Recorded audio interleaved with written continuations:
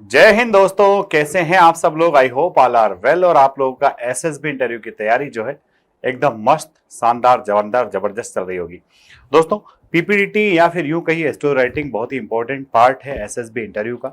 और इस पार्ट को हम जितना गहराई से समझें और जितना सिस्टमेटिक तरीके से इसको परफॉर्म करें उतना ही अच्छा होता है। चाहे हमारा स्टेज 1 क्लियर करना हो या फिर साइकोलॉजी टेस्ट के अंदर अच्छे मार्क्स गेन करना हो। तो आइए देखते हैं अपने इस पीपीडीटी के पिक्चर को।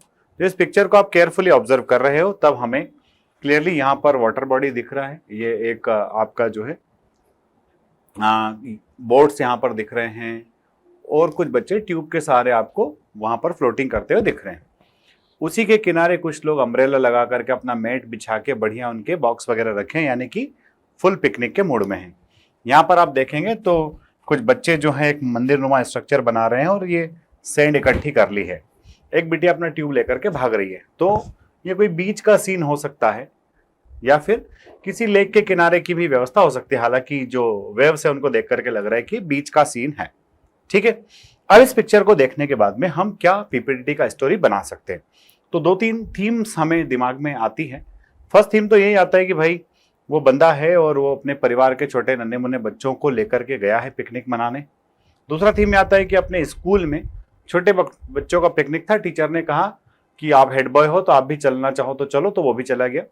तीसरा ये कि जब वो अपने परिवार के साथ पिकनिक मना रहा था और वहां और भी छोटे बच्चे थे, कुछ लोग वहां पर बोटिंग वगैरह कर रहे थे, उसी दौरान उसने देखा कि एक बच्ची जो है स्ट्रगल कर रही है ना, थोड़ा सा वो वाटर में अंदर की तरफ चली गई जितना अंदर उसको नहीं जाना था।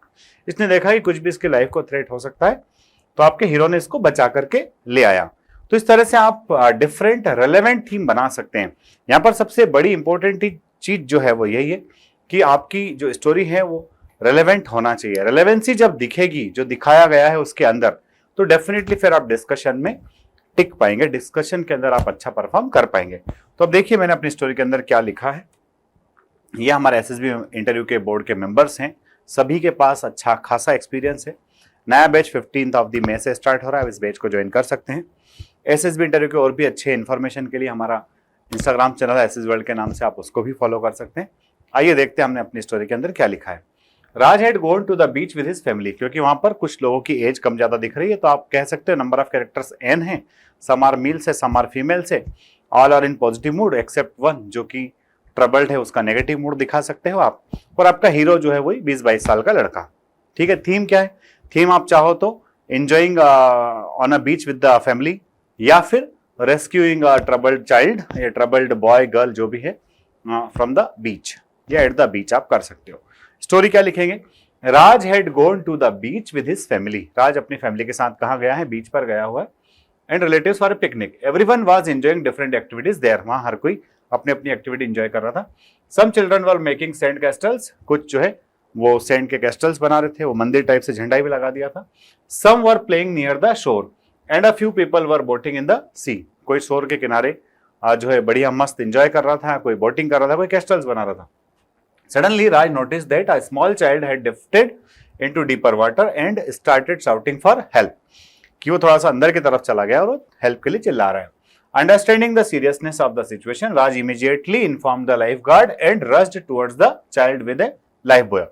ठीक है, तो उसने गार्ड को भी इन्फॉर्म किया और खुद भी फटाफट अपने लाइफ बॉय के साथ में उस बच्चे को बचाने के लिए चले जाता है। ठीक है, the people in to nearby boat also came forward to help. जो पास में और दूसरी बोट दिख रही थी वो लोग भी तुरंत वहां आ जाते हैं। The child was safely rescued from the water. और बच्चे को वाटर से सेफली रेस्क्यू कर लिया जाता है, किनारे पर उसको लेकर के आ जाया जाता है। The child's parents thanked Raj and the lifeguard for their timely help. जो बच्चे के पेरेंट्स थे वो राज को और लाइफ गार्ड को थैंक यू बोलते हैं, भाई आप नहीं होते तो शायद बच्चे के साथ कुछ भी अनहोनी हो सकती थी।